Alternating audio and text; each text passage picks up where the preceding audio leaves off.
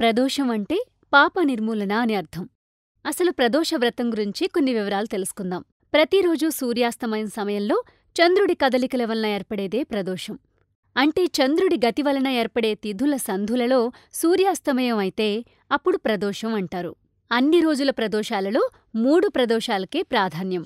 అవి చతుర్థి, సప్తమి, త్రయోదశి నాడు కలిగే ప్రదోషాలు.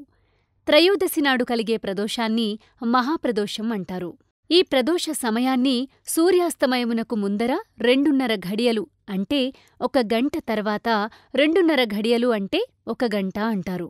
ఈ దినము అనధ్యయనము, అన్ని విద్యలకు గర్వితమైనది. సూర్యాస్తమయ కాలం తమోగుణ ప్రధానమైనది. ఆ సమయంలో ప్రదోషమైతే కొన్ని అనుష్ఠానములు చేయాల్సి ఉంటుంది. శివపూజ చేయాలి. ప్రదోష ఉపవాస దీక్షను పాటిస్తే పరమేశ్వరుడి కటాక్షం పొందవచ్చు అంటారు.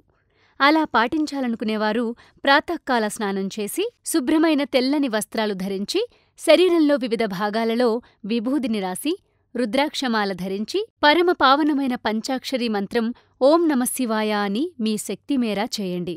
ఇలా రోజంతా శివధ్యానంలో మునిగి ఉండి సూర్యాస్తమ సమయంలో స్నానమాచరించి ఇంటిలో పూజ ముగించి శివాలయాన్ని దర్శించాలి. శివమంత్రం మనస్సులో జపిస్తూ స్వామి దీవెనలు తీసుకోవాలి. అందుకే పోవాలంటే మన దోషం, చేయాలండి ప్రదోషం అన్నారు.